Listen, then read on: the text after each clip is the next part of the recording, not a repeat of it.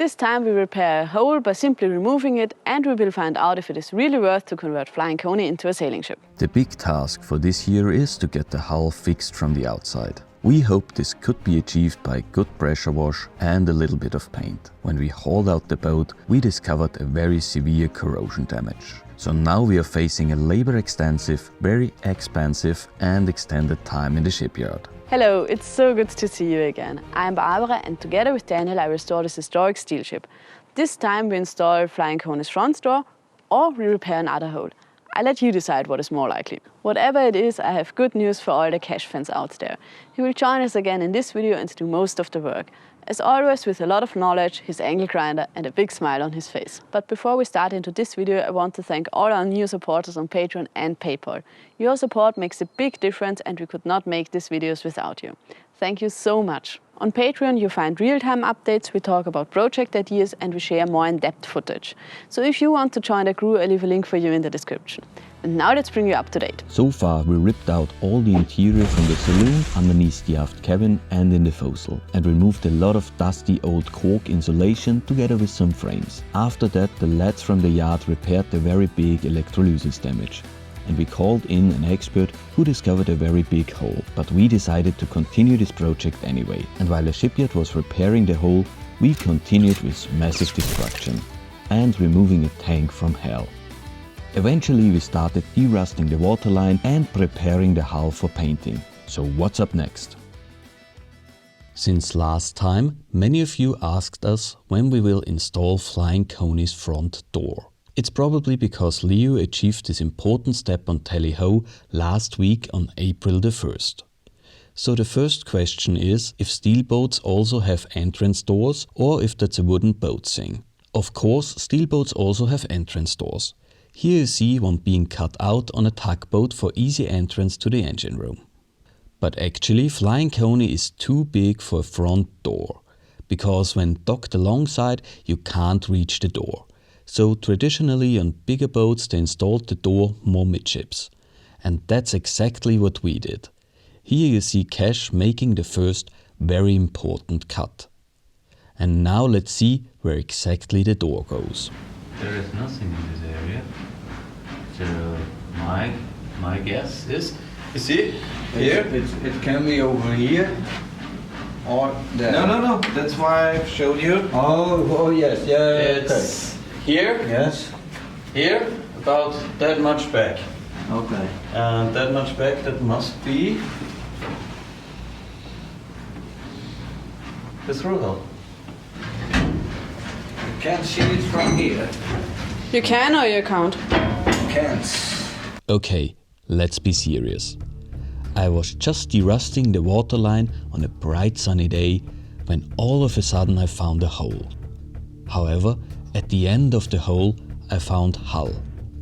And that was very strange. So we had to investigate a bit more. So what's the next step then? The next step is to grind a piece out Yep. over here.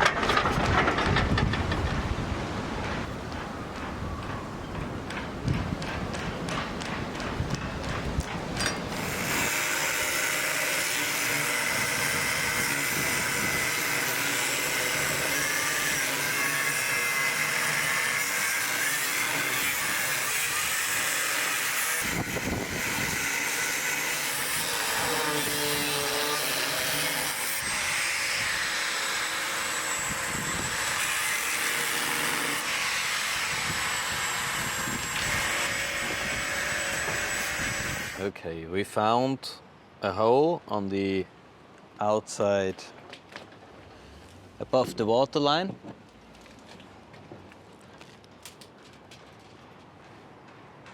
Not difficult to miss. And the hole was where an overplating of the hull is. And the problem is with the overplating that it is already very thin at certain spots, and there is a lot of pitting as well, especially above the waterline. Here you can see below the waterline the steel looks good and fine, but above the waterline there is a lot of pitting. it looks like there was water and oxygen behind the overplating. That's why it's corroded like this. Probably the water was coming in from down below. So since everything here is pitted and corroded, it's probably a better solution to cut the whole overplating plate out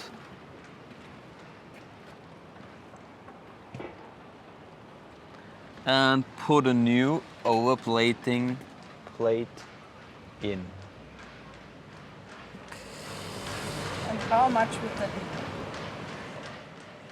Ask Jan. So ask Jan usually means it's very expensive. The problem with an overplating is usually it is there for a reason. And most of the time the reason is that there is a very thin spot or a damaged blade underneath the overplating. So it's already a repair. And it is questionable if just exchanging the overplating would do the trick, because we do want to comply with all the safety regulations. And therefore an overplating isn't always possible. So potentially behind that overplating we would find something that would leave us with the only option to exchange the whole blade. And exchanging the huge overplating would be extremely expensive. But exchanging the whole hull blade would be, we don't even want to know it. So the next step was to make some ultrasonic thickness measurements to get a complete picture. 7, 8.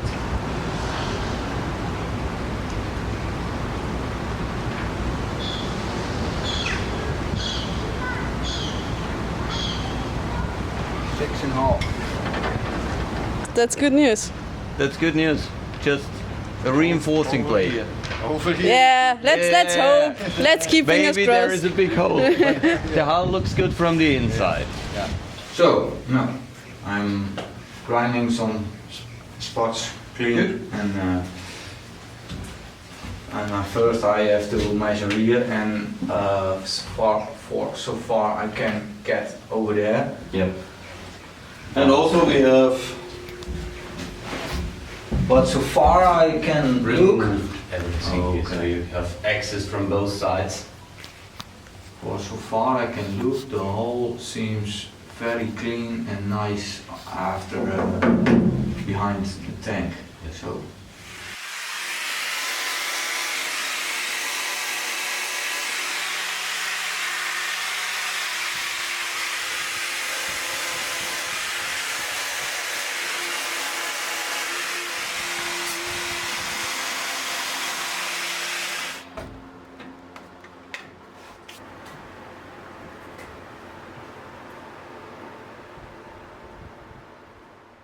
Since we will do a lot of measuring, let me tell you something about the numbers to put it into perspective. This tool measures the thickness of steel plates. Basically, everything above 4 mm is fine. Everything above 5 mm is really good. And everything above 6 mm is unbelievable. I mean, nowadays they build ships with 6 mm steel plates, so they never had more.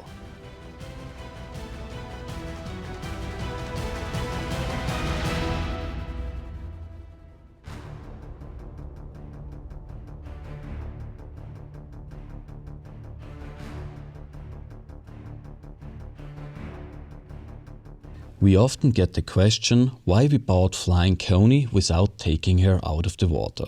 Here in the Netherlands, pleasure crafts above 20 meter, so Flying Coney, need a regular inspection from an independent class surveyor. And this inspection includes a hull thickness report. Therefore, we had a quite recent thickness report we could trust. And that looked really promising. And as you see, the thickness report was correct. The hull thickness is more than fine. Flying Coney was probably built with 1 cm thick steel plates, and there is still plenty left. We even have spots above 8 mm, which is way more than the required minimum of 3.6 mm. Good news.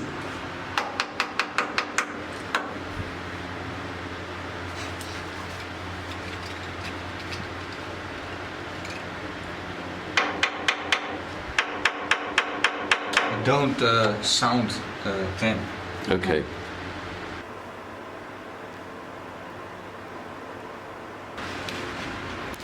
So what's your recommendation? Cut off the doubling and deal with the rust. Good. Clean up and paint it nice. You think it makes sense to measure at more points because I think we know what we need to know. Should be no big surprises. And we can have a look from the outside. Maybe I can have a look on the other side of the tank. Or maybe in the cabin. Yes, but also here on the other side of the tank. Okay. Because there was more corrosion in the cabin, so that could be an issue. Yeah, that's.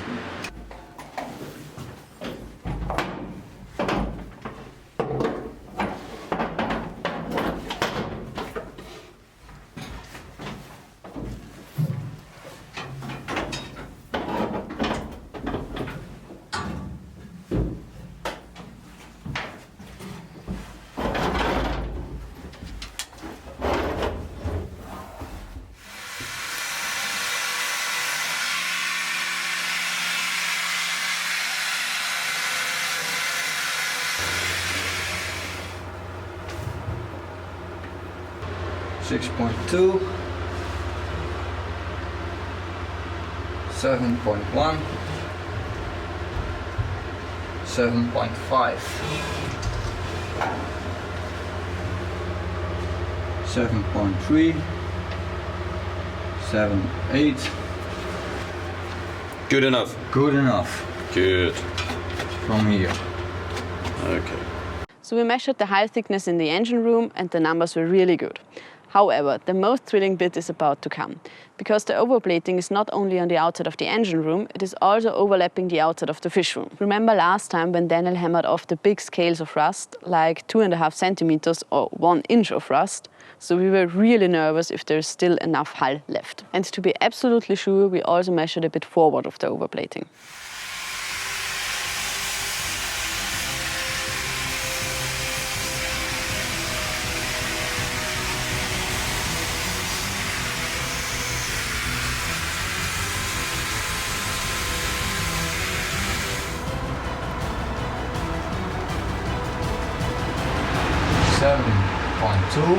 Oh, that's great. 7.6, 7.1, 8.1, 7.9, 7.4, 7.3, 7.8, 7.8, 7.8, 7.6. So really good news, folks. We are now done with the measurements and we've measured the double plating itself. We've measured a few spots in front of the double plating, some spots after the double plating. We measured from the inside and the good news is that the hull is in good state behind of the overplating. And we assumed in the first place that the overplating was there to repair the hull. Maybe the hull was too thin, maybe they took a big engine out or something like that. But we assume now that the overplating is there to protect the hull while fishing. So the overplating is there since about maybe 70 years or so. And just the overplating sacrificed itself for the sake of the hull. So there are good chances that the hull underneath it is in really good state. So we now take the overplating off, de-rust everything, and let's hope it's fine then.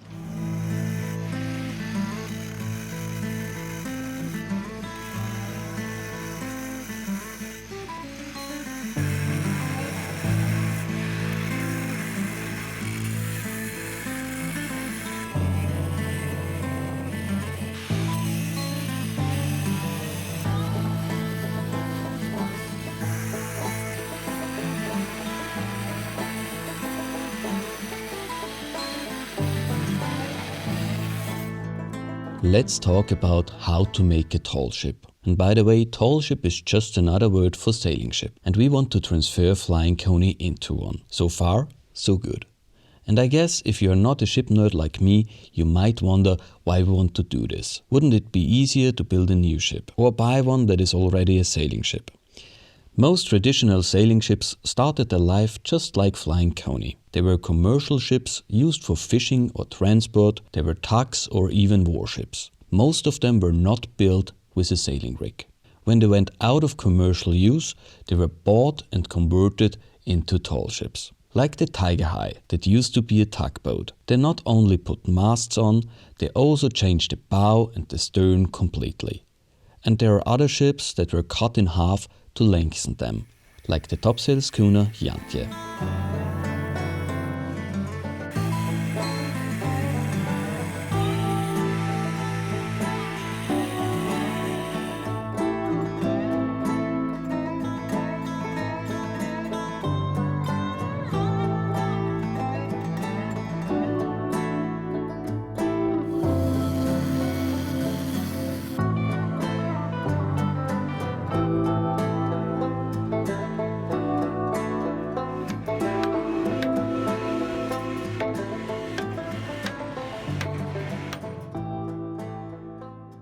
Since Flying Coney's hull shape dates back almost 100 years, she really has the perfect hull shape for a sailing ship.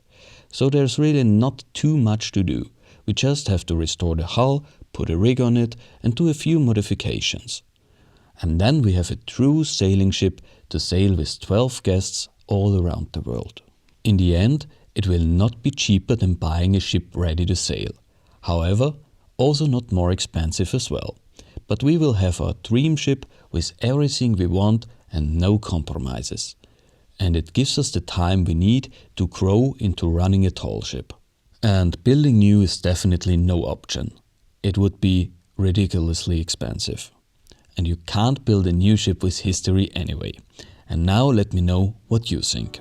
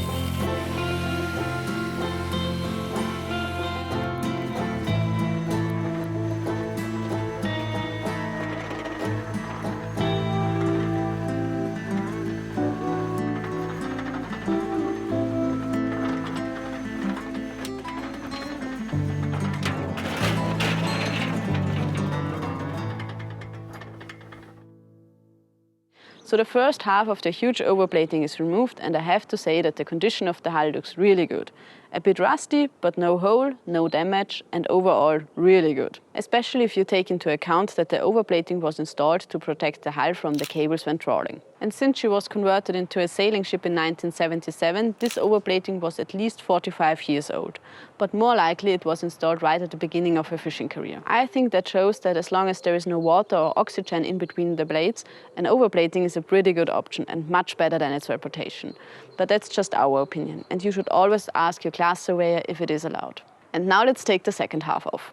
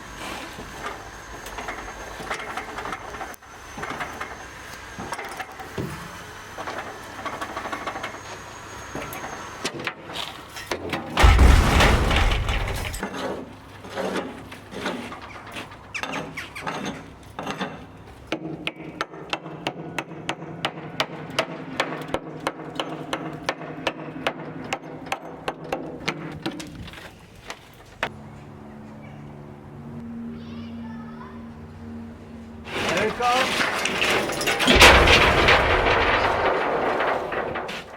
Also, the second blade is off now and everything looks perfectly fine. Except of one hole, but that's from a through hole and that's supposed to be there. And that means we can leave the blade off because the hull is plenty strong. And that was a huge relief. But before we end this video, I want to answer a few comments that appeared under the last video. First one, why didn't you sandblast the hull? There is still a lot of welding to do on the hull. And it's all about the priorities. For us, the most important thing is that the hull is sound. And in the end, we will do blasting. But probably it will be hydrojet blasting, not sandblasting. Is the hull too far gone? I think we answered that one in this video. But just to be absolutely sure, the hull is perfectly fine, it has plenty of hull thickness and we will not have any problems in the future. Get a pneumatic needle gun for derusting. Here we have our compressor. We even found a pneumatic needle gun. And I have absolutely no idea why someone thinks we could need one. We actually do have a needle gun, however we decided to buy an air chisel because we really wanted to test the hull to make absolutely sure that there are no holes and derusting wasn't the main concern. And that's all we have time for today, but next time will be fiery exciting. So you actually made it till here. I guess that means you really enjoy watching our videos. So I have good news for you. Here's the complete playlist with all our videos and I strongly recommend you go watch it right now. If you are already binge watching, here's the next video. If there is no next video, it is the first video of our playlist, so you have to be careful that you don't end up in a loop rewatching all our videos again and again and again. Thank you so much for watching and see you next time.